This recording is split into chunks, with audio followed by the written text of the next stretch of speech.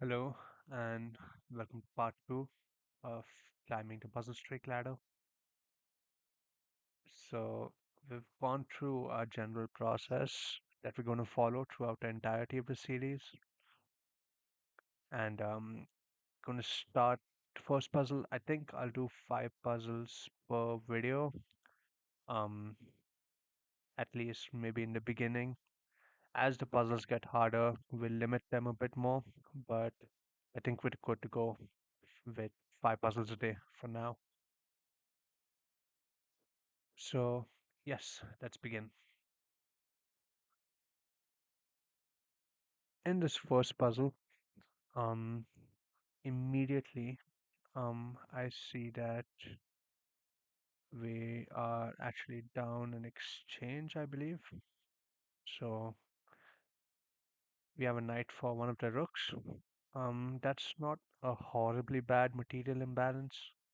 Um, so I guess that's fine. The second thing is I don't see any direct checkmate that black's threatening.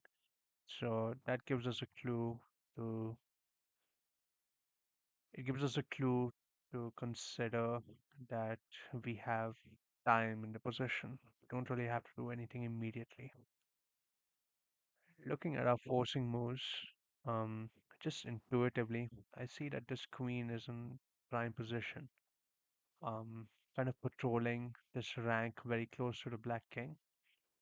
Um, I start looking for checks from here onwards. So these checks look completely useless. Um, Queen can be taken immediately. This check just doesn't work because the rook can take. Sorry about that.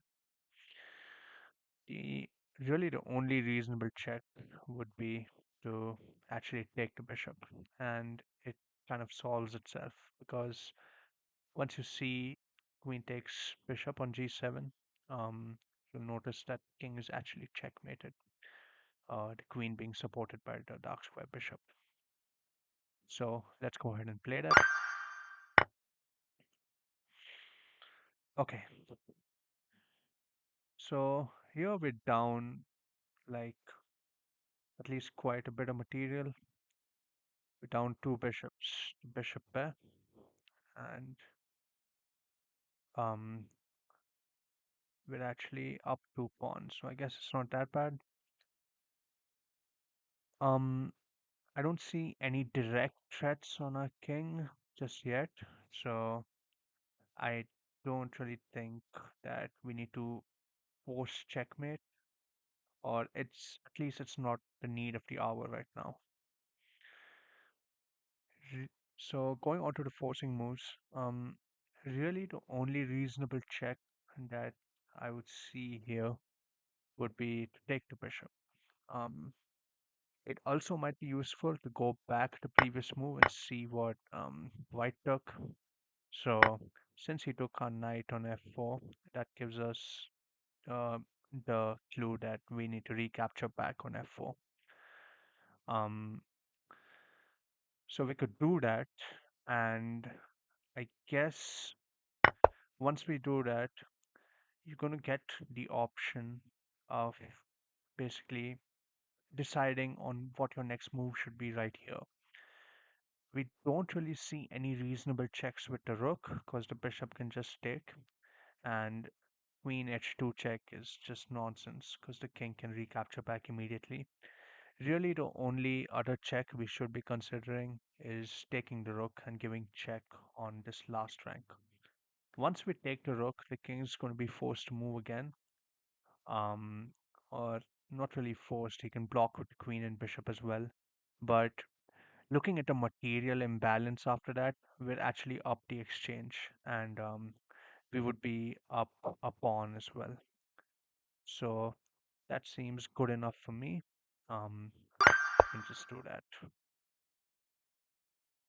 Here, just immediately alarm bells just go off in my head because there's a lot of pieces being concentrated towards the C7 point. That just tells me that there has to be something immediate here. Um, So I immediately just start looking for checks.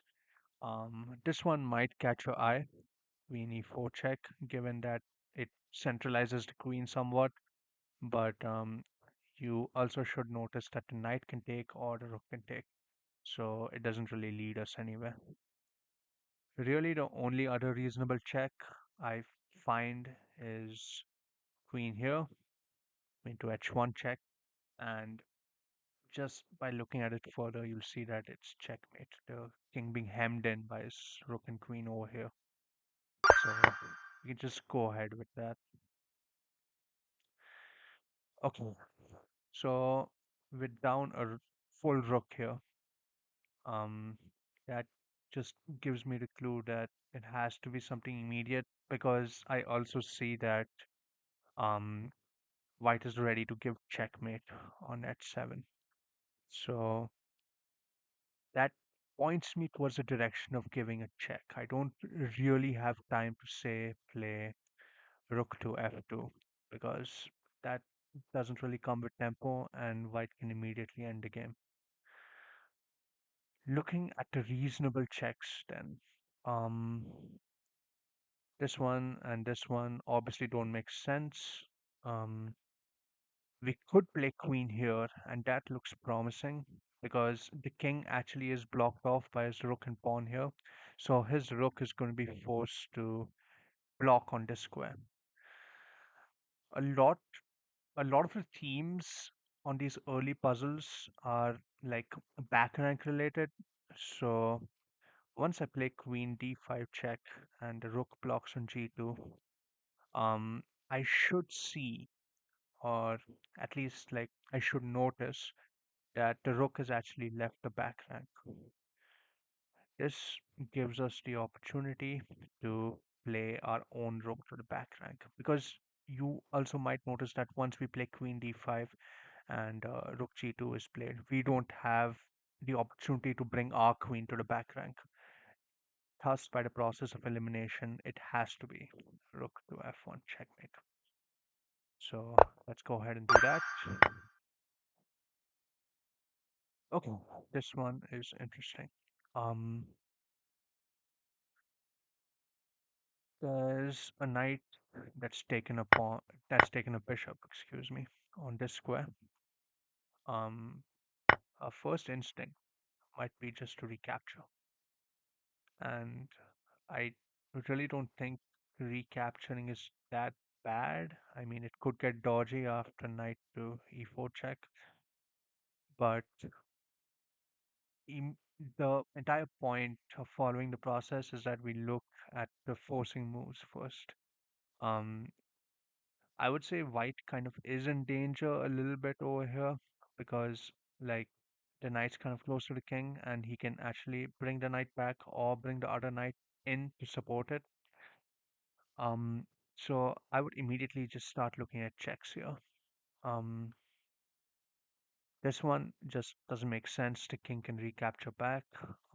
Really, the only other check in the position actually is bishop to h5 check. And the interesting thing about bishop to h5 check is that the rook is actually extraing the queen from the beginning. Um, this can be a little difficult to see if you're new to this, but like if you play a lot of chess, you just come to associate being careful when you see the rook kind of opposite the queen like this with a few pieces in the way. So it's just something I intuitively understand, and it's something you probably will intuitively understand as well as you play more chess. But yeah, point is we can give away the bishop on h5 with this check. King takes h5, and we can take the queen, um, thus trading 3 points for 9 points. The only other thing I guess to consider is once we take the queen on e6, um, is our own queen in danger? Because it could be the case that black could land a fork or something on this king and this queen. But I guess I would realize that the rook actually is on e6 and the knight is still on f7. So our queen isn't really in complete danger. Even if the knight could land a fork here, it's useless because the rook on e6 can just take back. So that looks good enough for me. I guess the point of this puzzle is not to be tempted by the obvious recapture. So go ahead with that, and we can take the queen. So that's it for the first five. I believe we went from a 1,000 rating to 1152. So yeah, I'll catch you in the next part.